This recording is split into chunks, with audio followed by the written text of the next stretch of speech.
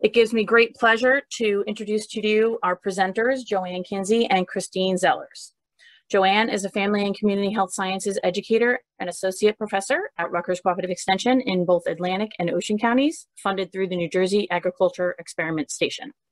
Ms. Kinsey has a master's degree from Drexel University, and she is certified as a worksite wellness specialist and is also a registered yoga teacher. Joanne's specialization areas are nutrition, worksite wellness, healthy lifestyle, human development, laughter therapy, and technology and education. She has also developed the Healthy on the Job Workplace Wellness Program, which provides evidence-based information to employees and their employers.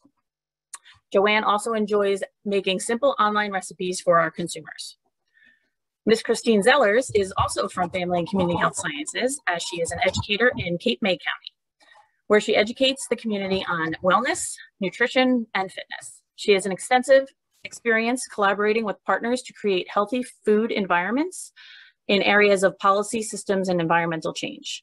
In addition to the community health policies, Ms. Zellers works to educate residents on topics to improve their overall health and prevent chronic disease with a holistic approach to a well-lived quality lifestyle that includes physical activity, a nutrient-dense diet, and quality of sleep. Today, Joanne and Chris will discuss with you how seafood can support a healthy lifestyle while providing tips on purchasing, storage, and preparation. So without further ado, I will hand things off to the both of you.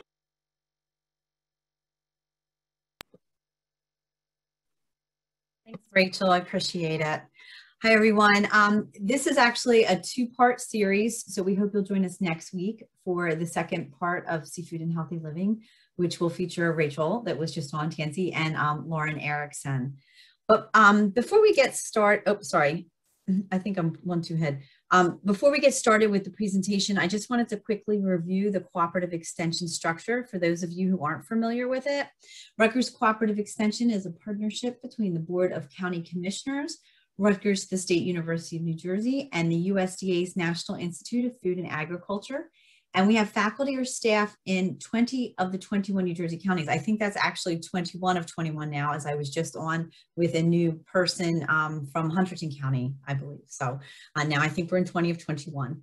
We're composed of 3 departments, including agriculture and natural resources, 4-H youth development, and family and community health sciences, or FCHS. FCHS provides outreach in New Jersey and beyond on topics related to nutrition, chronic disease prevention, food safety, and overall wellness. We hope that you will visit our website for nutrition and wellness related resources and follow us on social media. As I said, this is part 1 of 2 parts. And during this part, we're going to be talking about the dietary guidelines, purchasing, and preparing. Rachel, if you want to go ahead and release the poll, you could do that. If you would all be so kind as to answer the poll that Rachel's about to release. It just is going to give us a little bit of background information. So as we develop information and educational materials on seafood, we know a little bit about you and we know how to target our discussions for the future. Today, like I said, is part 1, and our objectives for this our objectives for this presentation is going to be understanding the need to eat seafood with the dietary guidelines for Americans as the basis for that, and understanding the dietary guidelines. It's also going to be about purchasing and safekeeping of seafood, which is important, right? We want to get you to eat more, but we also want you to be able to purchase it safely and keep it safely. And then finally, Joanne is going to be talking a little bit about ways to prepare seafood, some recipe ideas. And she has some really great ones, and there's also some videos that she'll present that will be available to you after the presentation is complete.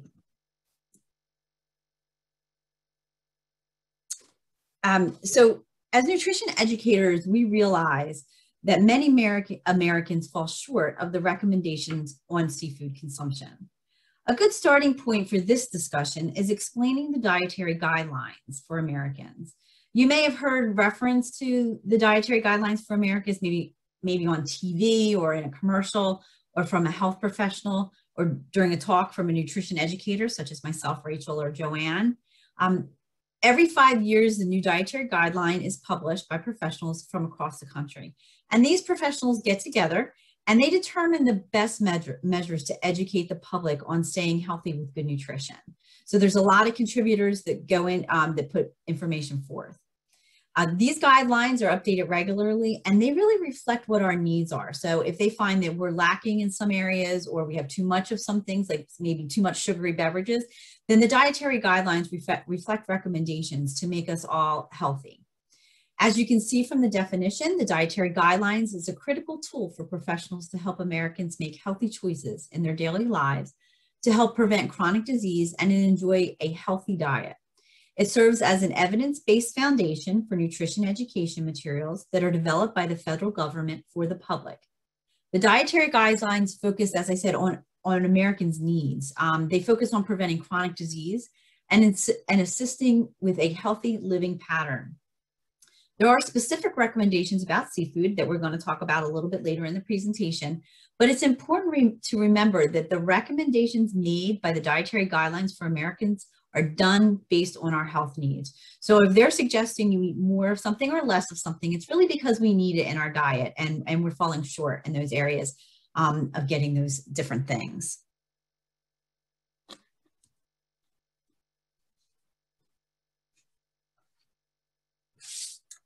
So as I mentioned at the beginning of this presentation, which is part one, we're going to be covering the dietary guidelines and preparation and purchasing. But next week, in week 2, Rachel and Lauren are going to be giving you specific details on nutrition of fish. So I'm not going to dive really heavily into that. And they'll also give you some information about mercury and different recommendations on that. So I hope you'll tune in next week to view their webinar as well. So I'm just going to touch on that lightly. I'm not going to cover that because that's their slideshow. Eating seafood twice or even 3 times a week is one way that Americans could meet the dietary guidelines for Americans' recommendations. Seafood is a nutrient-dense, high protein food that has relatively low levels of total fat, saturated fat, sodium, and calories as compared to other foods. So it makes it a good choice. For these reasons, current guidelines suggest that Americans should increase their seafood consumption by replacing some other meats and poultries with seafood. So think about maybe taking out, say, sausage or something like that once a week if you're having that, or some red meat or poultry, and replacing that with seafood instead. They want you to have a total intake of 8 or more ounces per week. So in other words, seafood consumption should be about 20% of the total recommended intake of protein.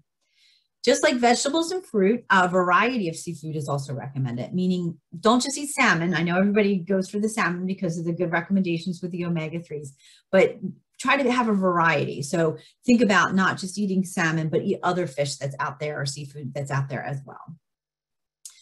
There's various types of vitamins in the various types of fish, just like there's various types of vitamins in the various types of fruits and vegetables. The omega-3 fatty acids found in seafood can provide significant health benefits, and this is one of the many reasons the dietary guidelines recommends that we increase the amount we eat. Healthy preparation methods are essential for keeping seafood's nutritional benefits. So try to avoid cooking, like deep frying them or adding fat to them. Try to use more lean processes for cooking them so that they don't, you're not undoing the good by adding a lot of fat and different things and sodium. So try to cook it in a healthy manner, which Joanne's going to teach you how to do at the end of this presentation. Heart disease is also one of the leading causes of death in the United States, and numerous studies have associated diets that are low in fat, saturated fat, trans fat, and cholesterol with the reduction of coronary heart disease. So the current dietary guidelines concluded that there is moderate evidence that shows the consumption of 2 servings of seafood per week, so 4 ounces per serving, would provide about 250 milligrams of omega-3 fatty acid. And that's associated with the reduction of cardiac mortality from coronary heart disease or sudden death in persons with and without cardiovascular disease. So people that have cardiovascular disease can improve their cardiovascular health, and those without it can improve their health as well by consuming more fish with that 4 ounces. Seafood can help individuals maintain a healthy heart because it's one of the best dietary sources of omega-3s.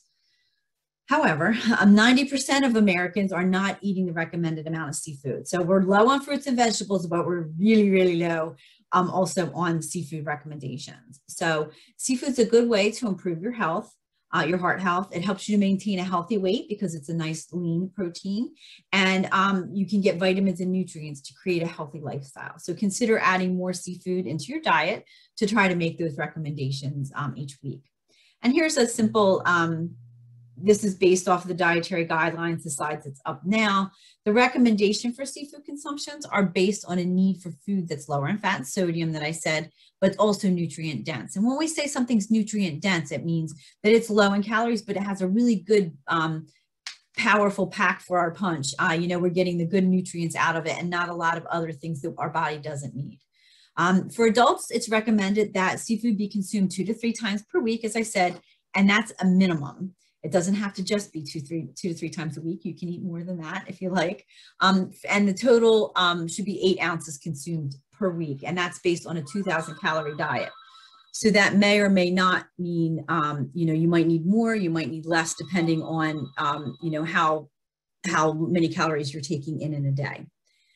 That's for the 2-ounce serving during the week. You want to try to have it be about the size of the palm of your hand. So usually in general, thinking about that 4-ounce serving, the 2 of them, it's usually about the size of the palm of your hand. That's not always accurate. I have small hands, but in generally speaking, if you're getting a serving, you can look at trying to use your hand for that. Also for children under 2, you want to consult your child's doctor or the Academy for Pediatrics. For children over 2 years of age, the recommendation is 1 ounce twice a week. And as children age, you want to slowly increase the amounts. There's not really a recommendation for how to make those increases, but they do recommend that by the time the children get to about age 11, they should be eating the same amount as adults. So that 4 ounces 2 to 3 times per week, just like the adults. This chart, I included it because I wanted to drive home how we're, at that 90%, we're really not getting what we're supposed to be getting. And it's a breakdown of seafood consumption in the US. And as you can see, we're really falling short of the recommended consumption. This is from the Dietary Guidelines in 2015, and there's been a slight increase, but we're still not getting what we need. The blue lines that you see on the chart are the recommended intakes, and the orange dots are the average consumption. So you can see from this chart that these numbers are broken down by age and gender. Both male and female gender groups, the highest intake in these areas seems to be the age bracket of 51 to 70 years old. However, and even though they're the highest group, we also can note that they're only consuming about 5 ounces per week. So they're still falling 3 ounces short. So that's telling us the group that's consuming the most is 51 to 70, but they're still not hitting the numbers that they need to hit. So just something to keep in mind. And little ways to add it in for optimal health. Try, one day maybe having something for lunch, have fish tacos for dinner, like sub out the ground beef and have fish tacos a week or something like that. But just try to gradually add it in, and you'll see those numbers coming up and getting the recommended weekly amounts that you need. So now that I've convinced you to eat more seafood every week, right? You're all going to go out and eat seafood all the time.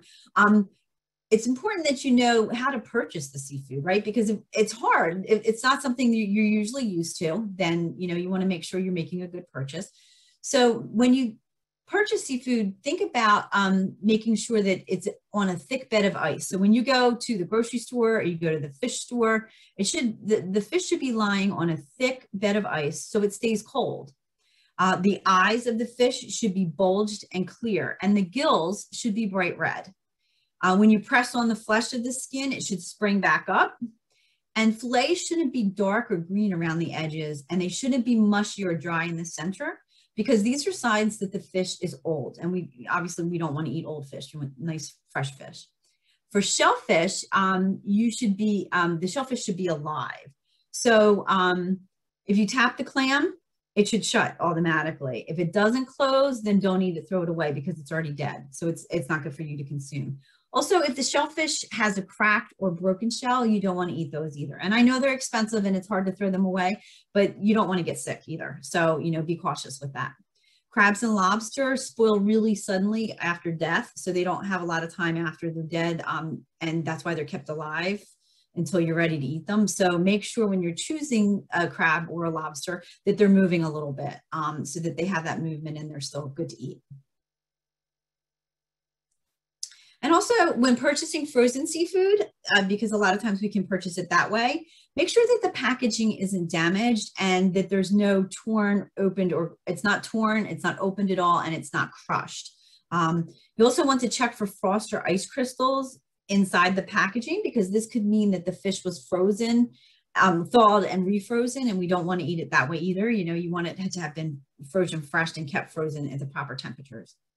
And then finally, don't buy seafood that in the freezer case of the store that's above the frost line of the case, because that might mean that it's not stored at the proper temperature and it might not be the best for consumption. So make sure it's below the frost line there to keep it in good taste. All right, so once you get your seafood home that you purchased, you're still going to want to make sure that it's safe. So fresh seafood can be stored safely in the refrigerator for 2 days or frozen. If you're going to freeze it, make sure to wrap it tightly and put it into the freezer. In order to thaw the seafood, you can put it in the refrigerator overnight on a plate, but make sure to put it on one of the lower shelves. So as it thaws, it doesn't drip any juices on food that might not be cooked, like lettuce or something like that. So put it on a lower shelf where it's not going to drip all over everything. And you can also place it under cold water to defrost it. And then finally, you can defrost it in the microwave on the defrost setting. And you just want to do it until the fish is icy, but a little pliable. And then you're good to cook it. To cook the fish, make sure the interior temperature is at 145 degrees. The flesh or fish should be opaque and it should separate easily. And when you cook scallops, you should make sure that they're firm and opaque. And shrimp and lobster should be pearly opaque. For mussels, clams, and oysters, which are shellfish, they should be cooked until their shells open.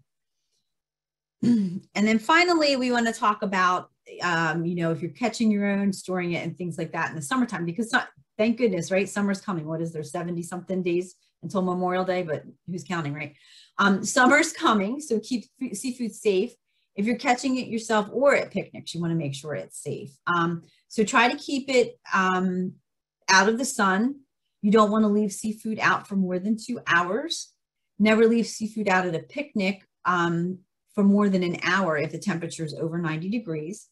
If you're catching it yourself, make sure to put the fillets in an ice pack cooler in the shade, and also in the shade when you're picnicking. You want to keep the fish in the shade. So now that we have heard all about eating more seafood and everybody's motivated to eat more seafood and go out and buy it, we are going to turn it over to Joanne Kinsey, and she's going to let us hear about bringing it home and cooking it up so we can all enjoy some great seafood. Take it away, Joanne. Okay, thank you. So now we know so much about how to take care of our fresh seafood when we purchase it, and that's very important that you have that information. So now what do we do with it when we get it home and we're ready to cook it? Seafood tends to be very, very tender. It cooks for the most part very, very quickly. And if you overcook it, you won't like it so much because the texture will not be very good. So it needs a little extra care for when it's being cooked. So let's take a look at the various seafood cooking techniques here on the slide. And perhaps you've used all of these, or maybe you've tried one or two, but maybe curious about trying something a little different as we get into some really nice local seafood season coming up. So baking, obviously, in fact, all of these methods actually keep the fish very tender and in a healthy mode. So you won't see that frying is on this list for good reason, because when you do that, then you're adding much more fat to the fish. So let's concentrate on the healthy cooking methods.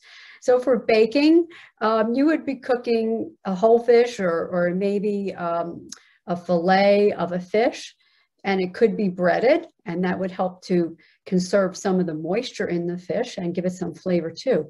But follow a recipe that you know has been widely used, and look at safe cooking practices, because we want to make sure the fish is cooked enough, but not necessarily overcooked.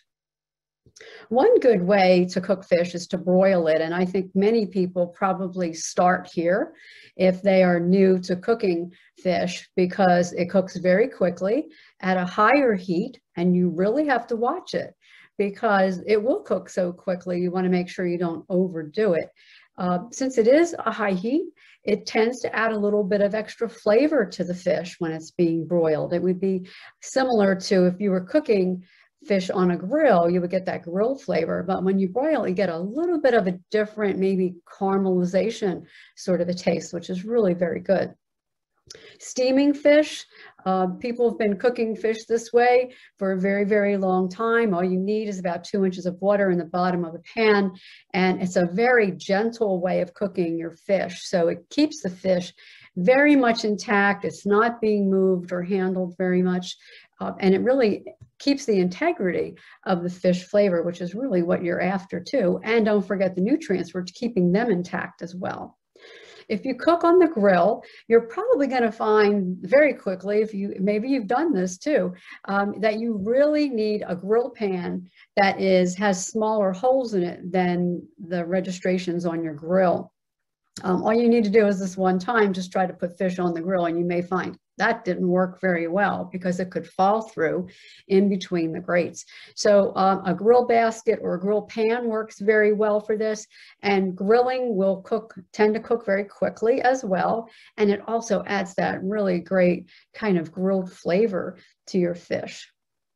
Pan searing is, again, it's a hot and fast method. You basically, if you have skin on your fish, you want to score the skin first, and then you would be cooking it very quickly, just a couple minutes on each side, just to get that pan seared texture and flavor and cook the fish. Remember, fish cooks very quickly, so you don't want to set it in a pan or on your grill and walk away. You need to be paying attention to what you're doing. Smoking is another way of cooking fish, and you've probably had smoked fish before. It adds lots and lots of flavor, but it's a very slow cook. So probably I would suggest that if you have not cooked fish very much or not at all, that you start with some method that is a little bit easier to get going with, like broiling or steaming, baking, and save the smoking until you're pretty experienced at smoking foods. Microwaving is also appropriate for cooking fish. You need to make sure you're using a microwave safe dish and a lid, and that'll help the fish to steam, usually in its own liquid. And again, the cooking would happen very quickly when you're using the microwave. Okay, Chris, next slide. So, don't overcook your fish. You won't like it. You won't be very happy with it. So be very diligent when you're cooking it. Get everything ready for when you're going to cook the fish, and then just pay attention to what you're doing to make sure you get the best result, because a dried out fish product is not going to be very appealing to you or perhaps to your guests. If you are cooking fin fish, this would be cooked to an internal temperature of 145 degrees Fahrenheit, and you could use a meat thermometer for this and test it for about 15 seconds in the thickest part of the fish. So what I do is I'll put my meat thermometer in when I think it's there, into a thick part, and if it's not quite there yet, take the thermometer out, close the oven door, and give it just a couple more minutes, and then go in and test the temperature at another thick part of the fish. So just be ready for that to make it come out great. If you're cooking a whole fish or a fish steak or a fish fillet, the rule of thumb is that for every inch of thickness, you could cook it about 10 minutes. And again, this depends on the fish. You have to be really diligent about, how thick is this fish that I'm cooking. I'm thinking about something like flounder is very thin, tilapia is very thin. So you really need to pay attention to that. You can test cooked fish, for doneness by taking a fork and just kind of pulling into the flesh a little bit, and it should flake. It should sort of begin to fall apart, and they call it flake. It pretty much looks like it's getting flaky. And you could probably even let it stand for just a couple minutes to continue that cooking. But if it's flaking, then your fish is done and it's ready to eat. When you're cooking shrimp, lobster, scallops, what you want to look for is an opaque color, and the flesh of the fish should be firm. So, and if you've ever cooked these, you notice that they do change color. Like, for example, when you're cooking shrimp that are fresh or have been frozen, they're sort of almost a gray, whitish color. But when you cook them and you know they're done, they turn pink. And lobster changes its color, becomes a little bit more white and looking a little bit more dense, as scallops do too. They change their color to something a little bit more of a white and a thicker color. If you're cooking clams, oysters, mussels, shellfish like that, then the shell will open when it's cooked. So for example, one of the recipes we'll look at is for clams. And when you're cooking clams in some type of a sauce or a liquid, when you put them in, obviously the shells are closed, because if you have a shell that's already open, you're not going to use that one. That would not be a good practice. You only use the shells that are closed tightly. And in the cooking process, the shells will open. And usually that's the indication that the fish is done. If you have any shells that do not open, do not eat them, because there may be something wrong with that particular product. Okay, Chris.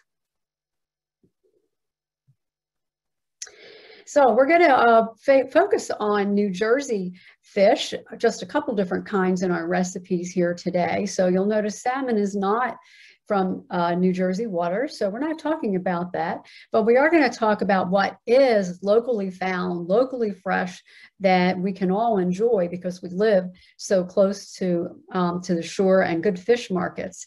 So let's talk about New Jersey flounder, and you'll notice in that former picture that you have the Jersey Fresh symbol, and you may see that or you may not see that at your local market. You can look for it, and you can also ask your fishmonger about it too, if they are part of the Jersey Fresh movement. So let's see, Chris, let's go to the next one. Sorry about that. So we find lots of New Jersey flounder. Sometimes it's called summer flounder in our fish markets, especially in the summer, spring, fall, and you find it in the wintertime too, but maybe not quite as often. It's a wonderful source of protein because flounder is very tender.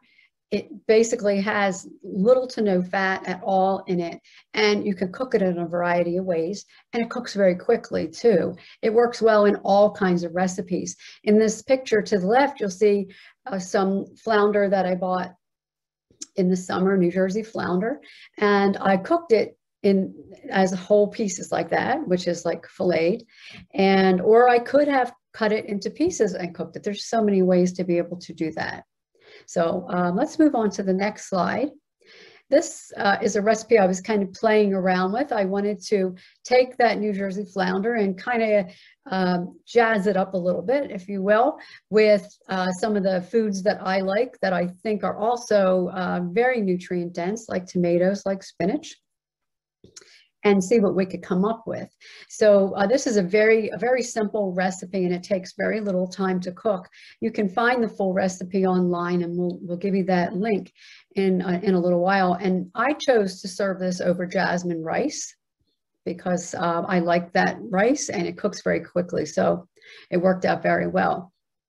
And when cooking the rice, I used homemade vegetable stock instead of water. And we can talk about that another time, but you can make your own vegetable stock from scraps that you keep from your veggies in your freezer. I added a can of tomatoes and some fresh spinach and an onion that was sliced up. And I like garlic, so I used lots of garlic in that. And you can change that. If that's too much garlic for you, you can add less. If you say, I want more garlic, then feel free to add more. A little bit of chopped olives and the fresh flounder, and then a little bit of seasoning, and I use my favorite seasoning.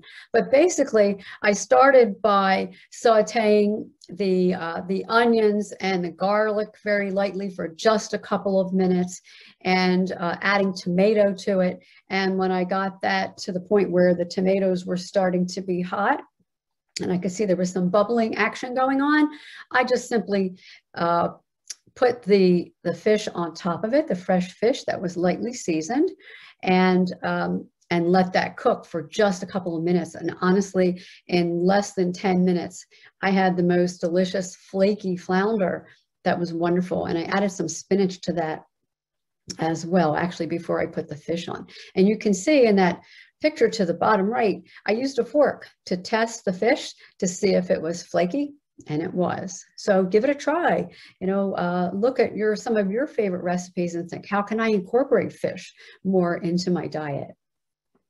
Okay, Chris. So how about scallops? Scallops are in abundance in New Jersey water areas and in fish markets. They are an excellent source of protein. They are very easy to prepare and they cook very quickly as well. And they work in a variety of recipes. So look for a little sign perhaps in your fish market that says Jersey Fresh or Dayboat scallops, which means they are coming in on a daily basis. So let's go to the next slide. This was a very easy recipe too, and then the scallops cook so quickly. I paired it with Faro because I was looking for another source of protein, and Faro has lots of protein. It is a grain and it looks a lot like barley, but it's a little bit bigger than barley. So I cooked the Faro according to package directions, and I prepared some cut up grape tomatoes, celery, onion, red pepper, and cucumber, chives, parsley. I got all that ready on my cutting board because I know when I started cooking these scallops, they were going to cook very, very quickly in the broiler. I took the scallops, put them on. I actually did this in my toaster oven and put that on a little bit of foil, put the scallops there, drizzled it with olive oil, put my favorite seasoning on the top. And they literally took about 5 to 6 minutes on each side, and then they were done. And again, the texture and the color changes so very much. And I think you can see that in these pictures, that on the top row of the pictures of the scallops are raw, and they have sort of a milky looking color, but then when they get cooked, they turn a little bit more firm and white. Don't overcook them though. You won't be happy with the results. So give it a try. How about crab cakes? Well, crab cakes are really pretty easy to make. There's a variety of recipes that you can find. This recipe was created by Chris. And she took some crab meat and separated it with a fork, added a little bit of just a few simple ingredients that you probably have in your house, like some flour and egg, some Worcestershire sauce, mayonnaise, mustard, and parsley flakes. You can add some of your favorite seasoning in there too, if you like. And she took that and just pressed it into a cake, sort of like a burger shape. And in her pan, she melted some butter and she cooked the crab cakes in that pan over with the melted butter, and they cook very quickly. I just cooked crab cakes about 2 nights ago, and the recipe I was looking at, which was one of ours, was about 3 to 4 minutes per side of the crab cake. So again, give your full attention to what you're doing, and you can be very happy with what you're going to do with your crab cakes. They're great served with lots of veggies or atop a salad. Have some fun with that. And they are from New Jersey crab. How about Clams Casino? This is another one of Chris's recipes. She started with little neck clams. And, you know, there is an important step here, and that is to clean the clams under running water to get rid of the sand and debris. And you can use a vegetable brush or a seafood brush to make sure you get all the debris and sand off of the scallop shells. Make sure they're cleaned, and then allow them to sit in cool water for about 30 to 45 minutes so that they purge themselves of the sand that they may have inside of the shell. So give them that time to do that while you're getting everything else ready for your recipe, because this will go very, very quickly from here. She put her clams in a baking pan and put them in the oven and under the broiler. And when they opened up, she knew they were ready and they were cooked, and she started to work on her melted butter. She probably had this already, her onion, peppers, and everything already sauteed to maybe tender crisp. And then she put some on top of each half of the clam and a little bit of cheddar cheese and thin strips of bacon, and then just broiled until the bacon was cooked. It's very quick, super tasty. This is a great appetizer. Could even be a part of your main meal. So thanks, Chris. Let's go to the next one. Clams and white sauce. This is a big favorite, right?